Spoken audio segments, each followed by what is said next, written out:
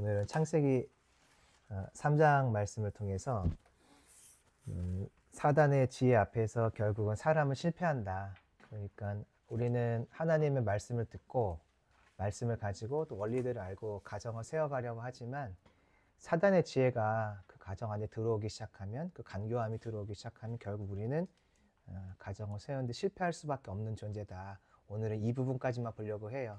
다음 주는 그렇기 때문에 내가 내 가정을 회복시키는 게 아니라 가정의 회복은 하나님만이 할 수 있다는 것은 다음 주에 보려고 하고, 오늘은 내가 세우면 결국 실패한다. 이 내용을 좀 살펴보시죠. 우리가 첫째 주에는 남자는 하나님의 말씀을 받고 전달하는 자, 여자는 그 말씀을 듣고 남편이 계속해서 머리에 하나님의 말씀을 두도록 돕는 역할을 한다를 배웠어요. 둘째 주에는 남자는 아내를 위해 내어주는 거죠. 그리고 채움은 아내한테 받는 게 아니라 하나님께 받는 것이다. 헌신을 아내에게 하고 보상을 하나님께 받는 것이 남편이다라는 말씀을 드렸고, 여성은 이때 생명을 낳는 구속 역사에 내가 동참하는 거다. 육신의 생명, 자녀를 낳음으로 그렇고, 또 그 자녀가 영적으로 거듭나도록, 영의 생명으로 거듭나도록 하는 측면에서 우리는 계속 생명 낳는 역할이 아내의 역할, 가정 역할이다라는 것을 배웠죠. 오늘은 이제 이 하나님 가르치신 지식들, 말씀들을 가지고 3장에서 드디어 실전 훈련에 들어가요. 하나님이 2장에서는 말씀하셨으니까 이론 교육이라 할 수 있겠죠. 이론 교육. 그럼 이제 3장에서는 배운 걸로 한번 살아봐라 하고 하나님이 허락하시는 이 장면이 있는데, 결국 여기서 사람은 실패해요. 실패. 자, 한번 보시죠. 자, 창세기 3장 1절 말씀 같이 읽어보겠습니다. 시작. 그런데 뱀은 여호와 하나님이 지으신 들짐승 중에 가장 강교하니라. 뱀이 여자에게 물어 이르되 하나님이 참으로 너희에게 동산 모든 나무의 열매를 먹지 말라 하시더냐. 3장 1절 보니까 뱀이 등장을 해요. 뱀의 특징이 있는데, 동산 안에 있는 모든 들짐승 중에서 가장 강교하다. 강교하다고 했는데 다른 성경에서는 슬기롭다라고도 하고요. 이 표현을 신약에 가면 지혜롭다라고도 표현을 해요. 하나님께 받은 지혜가 있어요. 그런데 이것을 하나님을 대적하는 대로 쓰는 방향으로 하면 이것을 간교라고 번역을 하는 거고, 하나님의 뜻대로 이 지혜들을 사용하면 슬기라고 번역을 하는 거죠. 같은 단어를 다르게 번역을 했어요. 그가 하는 말은 뭐냐면, 야야, 동산 모든 나무의 실과를 하나님 먹지 말라고 했느냐 하고 이제 묻게 되죠. 이 내용을 보면은 일단은 하나님의 말씀과 비슷해요. 그렇죠? 근데 변형에 가 있어요. 변형은 뭐냐면, 동산 중앙에 있는 그 선악을 알게 한 나무의 실과만 안 된다고 하나님 말씀하셨는데, 이 뱀은 찾아와서 이것을 조금 변형시켜서 동산 모든 나무의 열매를 먹지 말라고 했더냐 이렇게 질문을 하죠. 왜 이 질문을 할까요? 그것은 계시록 12장 이제 9절을 보면 나와 있는데, 옛뱀 곧 마귀의 역할이 여기 나오거든요. 이 질문을 하는 이유가 있어요. 뭔가를 알려주거나 확인케 하는 게 아니라, 계시록 12장 9절을 보면은 이렇게 돼 있습니다. 큰 용이 내쫓기니 옛뱀 곧 마귀라고도 하고 사탄이라고도 하며 온 천하를 꿰는 자라. 온 천하를 꿰는 자, 속이는 자. 지금 뱀이 찾아왔고 마귀고 사단이 찾아온 거죠. 그것은 속이기 위해서예요. 꿰기 위해서 하나님이 주신 지혜를 가지고 사람을 속이는 데 사용하려고 지금 왔어요. 이 뱀의 관심은 무엇이냐면요, 지금 하는 말을 들어보면 하나님이 너희들에게 할 수 없게 한 것이 무엇이냐, 이거를 질문을 하고 있어요. 할 수 없게, 못하게 만들어 놓은 거. 그러니까 하나님이 너희들의 인생에 제한을 둔 것이 무엇이냐에 관심을 두고 포인트를 두고 사람에게 질문을 하고 있죠. 자, 그런데 이 이야기를 들은 여자의 관심은 다른 데 있었어요. 뱀은 하나님이 할 수 없게 한 것에 초점을 맞춰 질문을 했죠. 근데 여자의 첫 번째 대답은 할 수 없는 것이 무엇이 아니라 할 수 있게 하신 것이 무엇이다. 즉 하나님 주신 큰 자유에 대해서 관심을 갖고 초점을 맞춰 대답을 하고 있어요. 자, 2절 읽어보실까요? 시작. 여자가 뱀에게 말하되 동산 나무의 열매를 우리가 먹을 수 있으나. 여기 보니까 하나님께서 동산 나무의 열매를 우리가 먹을 수 있게 하셨어 라는 말을 먼저 해요. 자, 이거 누구한테 들은 걸까요? 아담에게 들은 거겠죠. 그러니까 지금 이 아내가, 하와가 자신의 역할을 잘 하고 있는 거네요. 남편에게 말씀을 들었고 그 말씀대로 지금 반응하고 있잖아요. 말씀대로 말하고 있으니까 지금 이 하와는 가정의 원리에 충실하게 하나님께 배운 대로 잘 하고 있어요. 남편에게 들은 이야기를 그대로 선포하죠. 하나님께서 우리에게 많은 것을 먹도록 하셨어. 자, 근데 여기에 보면 이제 먹다는 단어가 있는데 이 단어에는 먹다라는 뜻도 있고 자유롭게라는 뜻이 같이 있어요. 이 표현이 같이 있어요. 그래서 자유롭게 먹다가 되는 거예요. 그러니까 여인이 한 얘기는 무엇이냐면 하나님 우리에게 자유를 주셨어. 우리가 마음껏 이 땅에 있는 나무 열매들을 마음껏 하나님께 일일이 허락받지 않고 마음껏 먹게 하셨어 라고 하면서 자유를 강조해요. 자, 1절에서 뱀은 제한을 강조했어요. 하나님께서 너에게 두신 제한이 뭐냐? 근데 여인은 여기에 이 말에 먼저 움직이지 않고 아니 하나님은 우리에게 많은 자유를 주셨어 라고 먼저 이야기를 하죠. 그 다음에 여인이 이렇게 이야기를 해요. 우리에게 큰 자유를 주셨는데 작은 거 작은 제한 한계는 두셨어 라고 해요. 자, 3장 3절이에요. 읽어볼까요? 시작. 동산 중앙에 있는 나무의 열매는 하나님의 말씀에 너희는 먹지도 말고 만지지도 말라. 너희가 죽을까 하노라 하셨느니라. 하나님이 많은 것을 주셨는데 딱 한 가지 제한은 있어. 그게 뭐냐면 동산 중앙에 있는 나무의 열매는 먹지 않는 거야. 여인이 갖고 있는 갖고 있는 생각을 비율로 이렇게 좀 나눠본다면 90% 정도는 주신 자유에 있어요. 하나님 우리에게 자유를 주셨구나. 그래 맞아 나의 인생에 자유가 있지. 그 10% 정도는 그런데 그 자유에 제한이 한 가지 걸려 있지. 그 무엇이냐면 이거 먹으면 안 돼. 분명히 자유가 커요. 왜냐하면 동산 안에 과실을 맺는 나무가 얼마나 많았겠어요. 그 엄청 많은 것을 뭐 처음에 복숭아 따먹고 뭐 다음 날은 사과 따먹고 뭐 이런 식으로 많은 것을 자유롭게 누릴 수 있는데 그 중에 딱 한 가지만 하나님의 제한을 두셨어요. 우리의 삶 가운데도 하나님께서 많은 것을 자유를 주셨고 한두 가지 정도의 제한을 두셨는데 사람의 보통 마음은 이럴 때 어디에 쓰이게 되냐면 제한의 마음이 쓰이게 돼요. 다 오늘 운전하고 오셨죠? 운전할 때 우리가 이걸 계속 경험을 해요. 속도 제한 카메라를 만나면 순간적으로 참 불편하다. 특히 30km짜리 만나면 정말 불편하다. 엑셀을 밟으라는 건가 말라는 건가. 조금 밟으면 30 넘어가서 찍힐 것 같고 분명히 30km 제한 구역에 들어오기 전까지 자유가 있었어요. 60km, 80km, 100km 엄청나게 많은 자유가 그 구간만 통과하면 앞에 구간 전에 있었고 구간 후에 있어요. 그렇죠? 그런데 신기하게 딱 그 제한을 들어갈 때 많은 자유가 보이는 게 아니라 제한 한계가 내 마음을 불편하게 한다고요. 우리는 보통 그렇게 반응을 하죠. 많은 자유보다 작은 제한 한계에 마음이 쓰여요. 사단이 요걸 노렸던 것 같아요. 먼저 제한을 이야기했더니 그래도 감사하게 여인이 자유를 먼저 이야기했어요. 아니야, 우리에게 자유 주신 게 엄청 많아. 근데 제한은 조금 있지. 하나님이 약간 하지 말라고 한 것은 조금 있어. 이렇게 대답을 했어요. 그럼 이제 하나님께서 왜 많은 자유 중에서 제한을 두셨을까? 이유가 뭔가요? 살게 하려고 해요. 살게 하려고. 그렇죠? 죽지 않게 하려고 해요. 자, 죽지 않게 하고 살게 하려고 했다. 이 말은 무엇이냐면 사람은 하나님을 의존하여 사는 존재다라는 것을 의미해요. 그렇죠? 하나님께서 어떤 법을 정했고 이것을 어기면 이제 죽는 거예요. 근데 어기지 않고 하나님의 말씀을 따라가면서 사는 거죠. 사람은 처음부터 생명이 하나님 의존적인 거죠. 살아 있으려면 하나님 의존해야 돼요. 하나님께 붙어 있어야만 살아요. 자, 이때 뱀이 하는 말이 뭐냐면 아니야. 하나님 의존하지 않아도 너 살 수 있어. 하나님께로부터 벗어날 수 있어. 하나님 너의 인생에 작은 제한을 뒀어? 아니야. 너 그 제한에서 벗어날 수 있어. 참 자유를 한번 좀 누려봐. 그러면 너가 영원히 살 수 있어. 너는 하나님처럼 될 수 있어. 이제 이야기를 해요. 자, 4절입니다. 뱀이 거짓말을 하는데 하나님 의존에서 벗어날 수 있다라는 얘기를 하는 거예요. 한번 읽어보실까요? 시작. 뱀이 여자에게 이르되 너희가 결코 죽지 아니하리라. 죽지 않는다. 이 말은 하나님의 말씀에 대한 반대 이야기인데 잘 보세요. 원래 죽지 않는 존재는 누군가요? 하나님이세요. 그럼 죽을 수 있는 존재는 누군가요?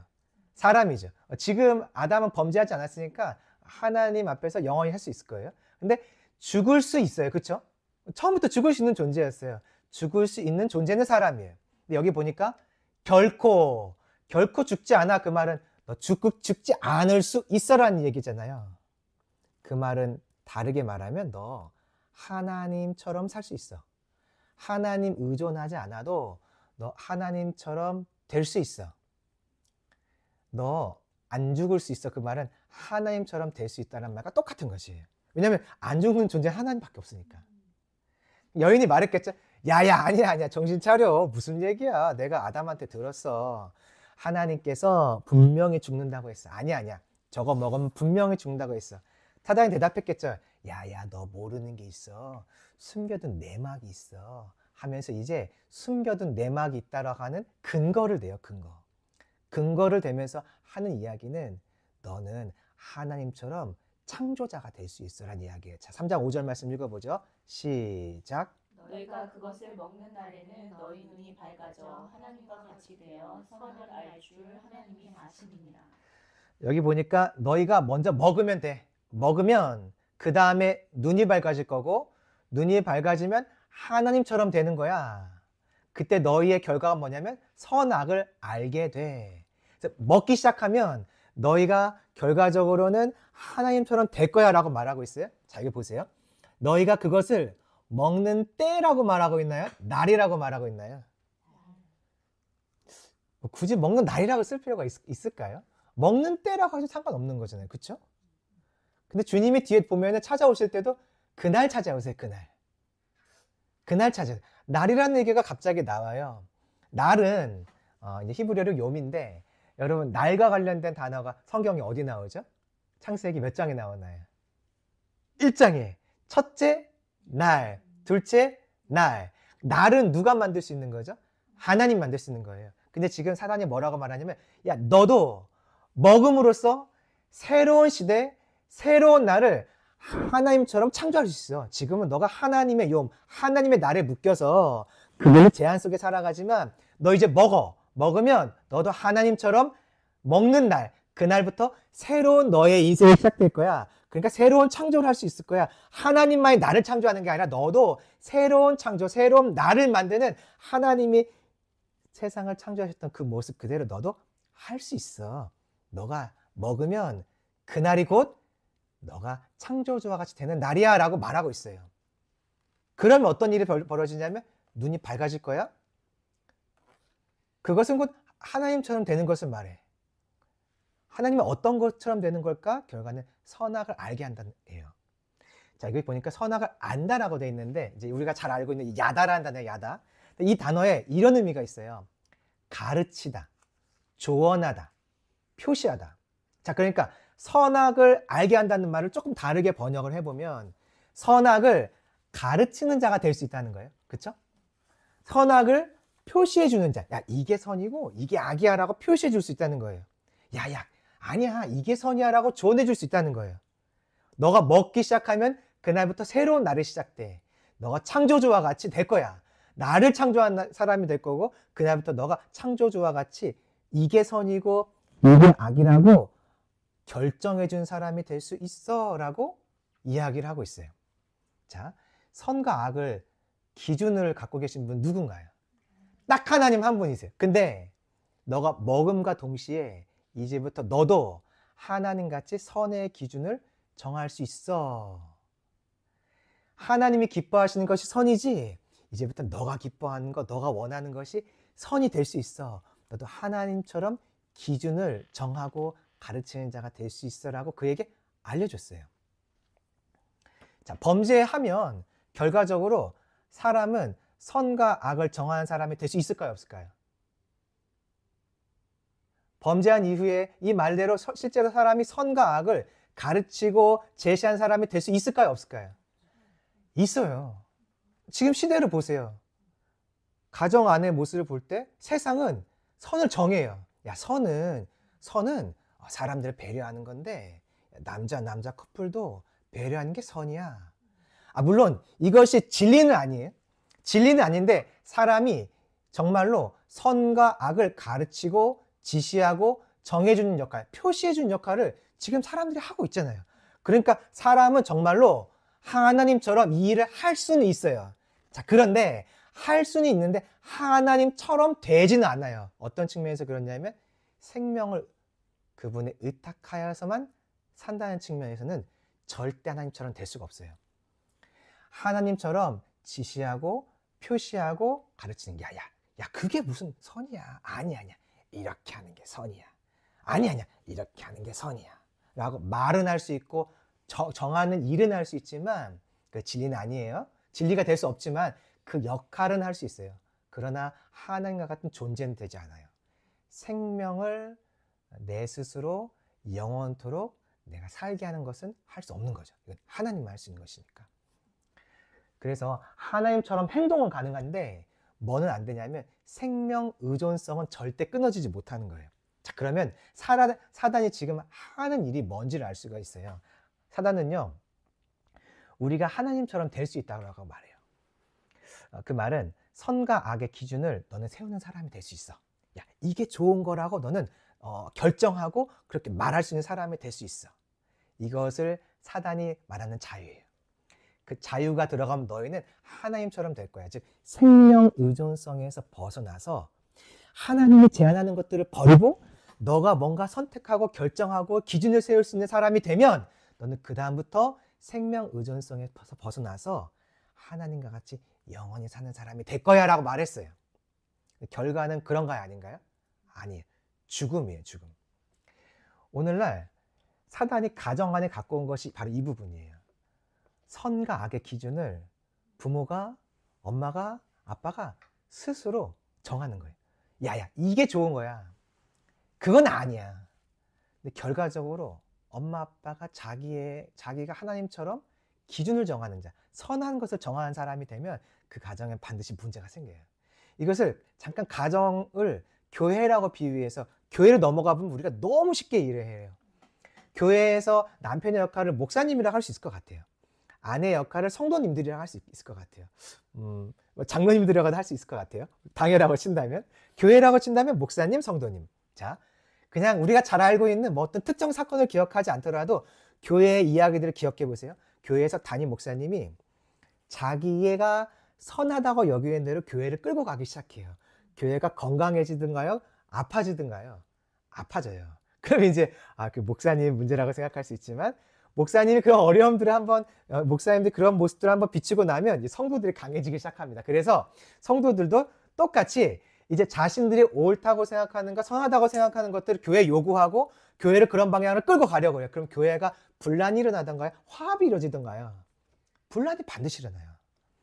교회를 보면 쉽게 알 수 있어요. 목사님이든 성도님이든 누군가가 하나님의 말씀을 떠나서 내가 선과 악을 정하고 자기 기준을 세우기 시작하면 교회는 반드시 어려움을 겪어요. 가정으로 돌아보죠.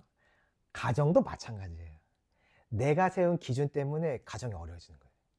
내가 하나님의 말씀과 다른 것으로 세운 내가 볼 때 야, 이게 좋은 거야. 그렇게 해야지라고 하는 나의 기준들이 결국 가정을 무너뜨리는 사단의 방법이라는 것이에요. 내가 세운 기준들이 맞는 것인가, 하나님으로부터 온 것인가, 나로부터 온 것인가 확인하는 방법은 간단해요. 내가 지금 뭔가 가정에서 요청하는 것들이 있는데 성경을 보면 돼. 성경에서 그렇게 말하고 있는가, 성경에서 그렇게 하라고 하고 있는가를 그냥 비춰보면 돼요. 그러면 내 가정이 지금 생명을 살리는 방향으로 가고 있는 것인지 죽이는 방향으로 가고 있는 것인지 알게 돼요. 기준이 하나님이 아니면 가정은 결국 무너지게 돼 있어요. 사단이 지금 가정에 그걸 갖고 온 것이 아담과 하와에게 원죄 뭐 이런 측면도 있는데 가정의 모습을 이걸 본다면 가정을 파괴하기에 갖고 온 방법은 너가 볼 때 선한 것을 가정에서 규칙으로 지켜 이런 거예요. 그럼 넌 자유를 얻을 수 있어? 그럼 넌 영원히 살게 될 거야. 그러나 결과적으로는 가정이 죽게 되죠.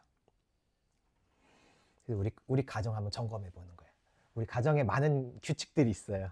가정에 규칙은 아니더라도 부모가 생각하는 어떤 가치관들이 있어요. 내가 갖고 있는 가치관들. 요거는 하나님 편에서 나온 것인가? 나한테서 나온 것인가? 말씀에서 나온 것인가? 아닌가? 좀 돌아봐야겠죠? 이렇게 사단이 여인에게 새로운 생각을 심어줬더니 자, 기준이 바뀌었어요. 이제 새로운 생각이 들어오면서 기준이 바뀌니까 똑같은 일에 대한 평가가 달라져요. 자, 3장 6절 말씀입니다. 시작. 여자가 그 나무를 본즉 먹음직도 하고 보암직도 하고 지혜롭게 할 만큼 탐스럽기도 한 나무인지라. 여자가 그 열매를 따먹고 자기와 함께 있는 남편에게도 주매 그도 먹은지라. 여기 보니까 처음에 먹음직하다라고 되어 있어요. 자, 먹음직하다라는 것이 무엇이냐면 토부예요. 토부. 토부 들어보셨어요? 토부? 좋다. 창세기 1장에서 하나님이 하루하루를 만들어 가시면서 뭐라고 하시냐면 보시기에 좋았더라고 하잖아요. 그 좋다가 먹음직도에서의 단어랑 똑같은 것이에요. 먹음직도라는 것이 보기 좋다, 먹기 좋아 보인다예요. 자, 좋다는 것의 기준은 누구냐면 하나님이에요. 근데 지금 하와가 하나님처럼 저거는 먹기에 좋은 것이야 라고 생각하고 있어요. 하나님처럼 됐나요? 되어가고 있나요? 이미 됐어요. 하나님 역할을 하고 있는 거예요. 지금 자기가 저거 토부야. 아, 저거 먹으면 원래 로토부, 먹으면 안 되는 거야. 좋은 게 아니야. 그랬는데 하나님 아니라고 했는데 하나님처럼 저거 먹으면 토부, 좋은 거야 라고 하와가 다르게 평가를 하고 있어요. 자, 보암직도 하다가 그랬죠. 보암직도 하고 또 지혜롭게 할 만큼 탐스럽기도 하다. 지혜롭게 할 만큼 저게 나에게 지혜를 줄 것 같아. 이제 나를 도와줄 것 같아. 내가 그 선악을 알게 한 나무 열매를 보면서 토부라고 결정하는 순간 저게 나한테 유익을 줄 것처럼 보여요. 자, 그럼 결과가 무엇이냐면 탐스럽기도 하고요. 탐스럽기도 하고. 탐스럽다는 것은 내가 보면서 정말 탐스럽다. 이쁘다. 그게 아니라 이 자체가 갖고 있는 아름다움이 나를 끌어당기는 것을 말해요. 이게 수동태거든요. 그러니까 이 사과가 예를 들어서 너무 먹기 좋게 빨강색에 반짝반짝하고 이쁘면 우리 이게 내가 탐스럽다, 먹고 싶다 할 때 사과 자체가 내 마음을 끌고 가는 거라고요. 사과 자체가 갖고 있는 아름다움, 그 색깔들이 내 마음을 끌고 가는 거죠. 그래서 내가 말하죠. 저 먹고 싶다. 너무 이쁘다. 너무 맛있겠다. 내 마음이 끌려가죠. 내가 저 열매를 보면서 좋은 것이라고 결정을 하니까 그게 이제부터 나를 끌고 가기 시작해요. 그게 나를 유혹하기 시작을 하죠. 그래서 결과적으로는 여인이 이것을 먹게 돼요. 사단이 하는 일이 보여요. 원래 그 열매는 먹으면 나에게 죽음을 갖고 오는 거예요. 근데 여인은 이거를 볼 때 지혜를 줄 것처럼 보이게 만들었어요. 즉 생명을 줄 것처럼 보이게 만든 거죠. 사람이 죄를 짓는 이유가 죄가 나쁜데 나에게 안 좋은데 지을 리가 없어요. 절대 그러지 않습니다. 죄를 짓는 이유는 한 가지예요. 죄 안에 즐거움이 있어서 그래요. 즐거움. 죄 안에서 주는 어떤 유익들이 있기 때문에 그래요. 죄가 죽음이라고 생각하면 절대로 짓지 않는데 죄가 유익이라고 생각하니까 죄를 선택하는 거죠. 그 담배각을 보면 저는 담배를 안 피니까 담배각을 볼 때마다 신기한데 거기 이렇게 사람이 그 담배를 피움으로 인해서 생긴 어떤 결과들을 그림으로 그냥 놨잖아요. 그냥 보기에도 되게 역겨운데 이게 볼 때 저런 그림이 있어라고 하는데 사람들은 이제 그 그림을 손으로 잘 지어서 감싸고 이제 담배만 이렇게 피잖아요. 이걸 죽음이라고 다른 사람은 이렇게 죽을 수 있지, 암 걸릴 수 있지라고 생각하지만 나는 아니라고 생각하니까 오늘도 열심히 담배를 피는 거잖아요. 이게 죄는 뭐 담배 피는 자체가 죄라는 것이 아니라 어떤 죄, 악한 일 이런 것들을 사단은 어떻게 바꾸냐면 아니야, 그건 조음이 될 수 있어. 너에게 토부가 될 수 있어. 너에게 유익을 줄 수 있어. 아니 생명도 줄 수 있어라고 우리의 시각을 바꿔놔요. 판단을 바꿔놓죠. 그래서 죄를 짓게 하죠. 그게 우리 가정에 지금 들어와 있다는 거예요. 우리 가정에. 내가 하나님처럼 행동하면 내가 이렇게 룰을 정하고 내가 기준을 세우면 우리 가정은 잘 될 거야. 내가 세우는 이 기준은 유익한 거야. 그런데 그런 것도 있겠죠. 물론 있겠죠. 다 나쁘다는 것은 아니에요. 그러나 그 안에 있는 사실은 사망을 갖고 오는 나의 어떤 기준들이 있어서 우리 가정 안에 어려움들이 찾아온다는 거죠. 제가 이 말씀 볼 때 생각났던 사람은 다윗이었어요. 다윗에게 하나님이 주신 자유가 있어요. 이스라엘 전체의 왕이에요. 하나님이 많은 것을 주셨고 이스라엘 전체를 주셨어요. 근데 안 주신 것이 있어요. 그에게 아내가 좀 많이 있었어요. 그래도 안 주신 것이 있었어요. 무엇이냐면 밧세바는 안 주셨어요. 우리아의 아내 밧세바는 안 주셨어요. 많은 것을 주셨어요. 에덴 동산 같은 느낌인 거죠. 다 주셨는데 하나 안 주셨어요. 하나. 밧세바는 안 주셨어요. 근데 다윗이 크게 본 것이 있어요. 저 제한을 내가 풀면 살 것 같다. 저 여인을 내가 취하면 살 것 같아. 그러면 더 좋을 것 같아. 하면서 그 여인을 취하게 되죠. 그럼 아담과 하와가 선악을 알게 한 나무 열매를 먹은 것과 똑같아요. 저거 하나 하면 달라질 것 같아. 좋아질 것 같아. 다윗도 마찬가지였어요. 아무리 많은 것을 갖고 있지만 저 제한이 나에게 너무 불편해. 내가 저 제한을 열고 내가 자유를 획득하고 싶어. 그럼 나 살 것 같아. 하나님처럼 될 것 같아 하고 그걸 선택을 했을 때 찾아온 것은 징계와 죽음이었어요. 가정이 진짜 파괴돼요. 다윗의 이야기는 나라의 어떤 고난과 어려움으로만 설명하는 게 아니라 가정의 파괴로 이야기하잖아요. 압살롬이 암논을 죽이는 일이 나오죠. 압살롬이 아버지를 죽이는 일이 나와요. 그러니까 결과적으로 다윗이 자기의 기준으로 제한을 풀고 하나님이 선하다고 여기는 것을 하지 않고 하나님이 악하다고 여기는 그 하나를 범했을 때 다윗의 이야기는 가정이 파괴됐다는 이야기를 하고 있어요. 물론 나라도 어려움을 겪었지만 내가 기준을 세우면 하나님에 대해서 기준을 세우면 결과적으로는 죽음이 오는 거죠. 자, 여기 보세요. 3장 6절을 보니까 시작을 뭘로 하고 있나요? 여자. 자, 그러면 성경 보지 마시고 이 열매를 자, 여자가 누구한테 줬나요? 남자한테 줬겠죠. 여자니까. 만약 여기서 아내가라고 했으면 그 다음에 열매를 누구한테 줬다고 말할까요? 왜냐면 그게 대꾸가 맞잖아요. 근데 잘 보세요. 여자가 그 나무를 보았죠. 뒤에 가보세요. 자기와 함께 있는 누구에게 주나요? 이상하지 않으세요? 여자가 줬으면 남자에게 줘야죠. 아내가 줬으면, 아내가 먹었으면 남편이 줬다고 말해야 대꾸가 맞아요. 여기서 여자와 남편이라고 다른 표현을 쓰고 있어요. 남편이라는 단어는요, 에노시라는 거예요. 에노시. 남자와 달라요. 남자라는 단어와 다른 거예요. 에노시는 죽을 수밖에 없는 존재를 말해요. 그러니까 지금 이 아담이 아직 여기 6절에 보니까 하와로부터 이 열매를 받을 때는 먹은 건가요? 안 먹은 건가요? 열매를 받을 때는 먹은 상태인가요? 안 먹은 상태인가요? 안 먹었어요. 죄를 안 지었어요. 그런데 하나님은 이 아담을 보면서 뭐라고 말하냐면 너는 죽을 수밖에 없는 상태가 되었어라고 선포하고 있는 거예요. 왜 그러냐면 아내가 이렇게 주면 남편이 그렇게 야야 정신 차려 왜 그래? 이거 먹는 거 아니야. 근데 남편이 이걸 받았어요. 받았다는 것은 무슨 얘기가 될까요? 아내의 역할. 남편에게 들은 말을 남편이 머리에 두도록 하는 거잖아요. 지금 남편과의 설득의 과정이 지나간 거예요. 그래서 남편에게 사단에게 들은 말이 남편의 머리에 들어가도록 이미 세팅이 된 상태인 거죠. 그러니까 받았겠죠.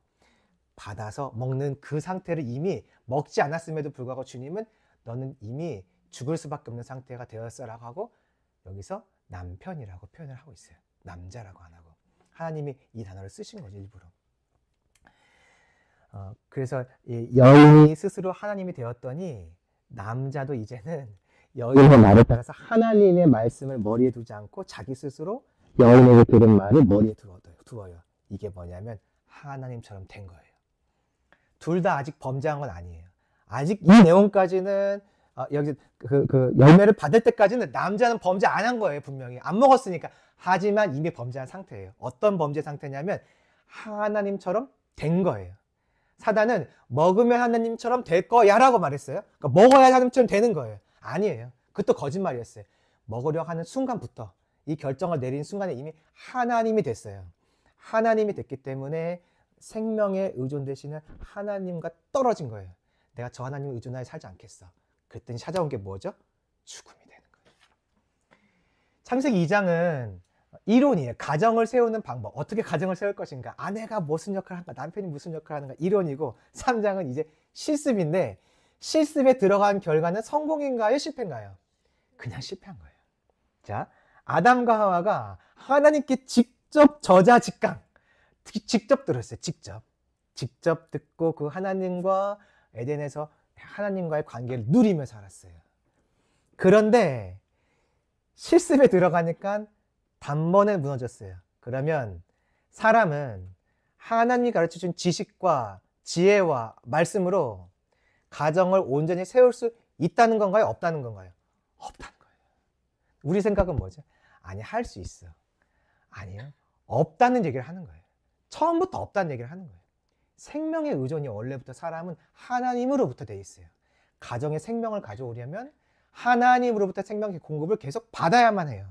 하나님의 공급이 없이는 가정이 세워지지가 않아요. 그런데도 불구하고 우리는 아니야. 아니야. 내가 하면 할 수 있어. 우리 가정은 잘 세울 수 있어. 요 자체가 속은 거예요. 속은 거. 3장에서 보여주잖아요. 첫 번째 가정이 첫 번째 시험에 그냥 넘어가는 거예요. 여러분 우리가 이거 인정해야 돼요. 제가 이제 이 말씀을 보면서 그래? 정말일까? 결국 말씀을 보면서 인정이 되더라고요. 아, 그래. 사람의 지혜는 결국 넘어가. 소용이 없어. 사람의 지혜는 사단의 그 간교함, 슬기로움, 지혜가 들어오면 결국 무너지는 거예요. 우리 안에 가정이 잘 세워진 것 같이 보이지만 사단이 틈타서 기준을 세우는 사람, 하나님의 말씀을 떠난 기준들을 이미 세우고 있다면 우리 가정은 지금 무너지고 있는 상태인 거예요. 저는요, 저희 가정을 보면서 진짜 최고라고 생각했어요. 이건 진짜예요, 진짜. 제가 자랑하려고 속으로 그렇게 생각하는 게 아니라 정말로 우리 가정은 최고라고 생각했어요. 너무 잘 지냈고 너무 풍성하게 은혜 가운데 있었어요. 저는 진짜로 우리 가정이 정말로 그렇게 생각했어요. 다른 가정들의 모범이 된다. 전 진짜 그렇게 생각했어요. 기준이 된다. 그런데 정말로 다 제 생각이었던 거죠. 우리가 이제 개척하고 가정 안에서 하나님의 훈련에 들어왔어요. 저희가 이제 결혼한 지 10년이 넘었는데 그동안에는 이론 공부였던 것 같아요. 진짜 실습에 들어왔어요. 둘이 같이 사는 실습. 그게 진짜 실습이잖아요. 일이 바빠서 서로 떨어져 있는 것은 사실 실습 같지 않아요. 그건 별로 실습 아닌 것 같아요. 근데 진짜 둘이 같이 있으면 실습이 돼요, 이제부터. 그때 깨달은 것이 있었어요. 와, 나는 이 가정을 세울 수 있는 사람이 아니구나. 그냥 저의 약함이 있어요. 저의 기본적인 약함이 있고 그것 때문에 세울 수 없고 제 악함이 있어요. 약함이 있어서 안 되고 악함이 있어서 안 돼요. 이거를 저 안에는 같이 개척해서 있는 동안에 많이 경험했어요. 내 안에 불가능, 내 안에 있는 약함. 그것 때문에 가정이 세우기 너무 힘들구나. 나도 제대로 설지 못하는구나. 다른 사람 안에 있는 약함. 저 약함들이 있어서 정말 이게 세워지기 쉽지 않구나를 저희는 1년을 넘게 있으면서 배웠어요. 그때가 어떤 순간이었냐면 7절에 보이는 벗은 상태. 우리가 다 발가벗겨짐을 당했어요. 내 발가벗겨짐을 봤어요. 내가 이런 자였구나. 저도 정말 많이 봤어요. 그렇게 화를 많이 내고 있더라고요. 제가 그렇게 상처를 잘 받고 혼자서. 이게 깨어지기 쉬운 존재. 유리 같은 자였구나, 내가. 제 벗음이 보였을 때 부끄러웠어요. 아내도 마찬가지였어요. 자신의 벗음을 볼 때 부끄러웠어요. 그것만 있었겠어요? 다른 사람의 벗음도 보는 거죠. 저는 아내는 저의 벗음을 계속 서로 보면서 부끄러운 상태. 이 부끄러움을 다른 말로 실망이라고 할 수 있다고 했죠. 서로 계속 실망하는 거. 계속 가정이 깨어지고 있는 상태로 들어왔어요. 실습에 들어오니까요, 단번에 무너졌어요. 얼마 안 갔어요. 뭐 2달, 3달쯤 있다가 이제 슬슬 얘기하기 시작했어요. 얼마 안 가요. 10년 넘게 있었던 그 건강함이 눈에 가려졌던 거였어요. 내가 잘 세울 수 있다. 이제 깨달았어요. 뭐냐면 하나님이 아니면 안 되는 거예요. 절대 안 되는 것이에요. 오늘 이 내용을 통해서 우리가 점검해 봐야 될 내용은 우리 가정에 선하게 보이지만 악을 가져오는 가르침, 기준이 무엇이 있나 오늘은 좀 살펴보면서 회개하는 시간을 가졌으면 좋겠어요. 그래서 가정을 놓고 기도할 때는 하나님처럼 내가 기준을 세워서 가정을 세우려고 했던 것들을 회개하고 간구해야겠죠? 뭐냐면 말씀과 다른 기준들을 발견하게 해주세요. 이거 발견하게 해달라고 기도해야 돼요. 안 보여요. 내가 스스로 하나님이 되어 있기 때문에 우리 마음은 이게 잘 안 보여요. 근데 기도하면 주님 보여주세요. 봤으면 내려놓게 해주세요. 내려놓은 것만으로 안 되죠. 말씀으로 다시 어떻게 세워야 되는지 알려주세요를 우리가 가정을 놓고 기도했으면 좋겠어요. 나라를 놓고 기도했으면 좋겠어요. 어젯밤에 아주 이 나라에 특별한 일이 있었어요. 우리가 이것을 볼 때 어떤 사람에 대한 의존하는 마음도 이제 버려야겠다는 생각이 들어요. 악한 사람이든 또 악하지 않게 보이는 사람이든 사람에 대한 의존을 하면 안 되고, 하나님, 저들이, 나라의 지도자들이 자기 기준으로 선을 세울 수 있다고 하는 것에서 무너지게 해주세요. 거기서 속아 있음에서 무너지게 해주세요. 벗어나오게 해주세요. 우리가 간구하고 저들의 속아 있으면 우리가 회개하는 거죠. 그렇잖아요. 야당이든 여당이든 다 속아 있는 거예요, 지금. 내가 세우려고 하는 이 나라의 그 모습들이 유토피아야. 그게 가장 좋은 거야. 좋은 것도 있겠죠.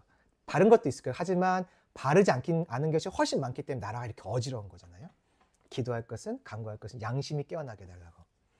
진리를 가진 지도자들이 일어나게 해달라고. 하나님을 경외하는 마음을 달라고. 말씀을 기준으로 다시 나라를 세우게 해달라고 우리가 같이 기도하면 좋겠습니다.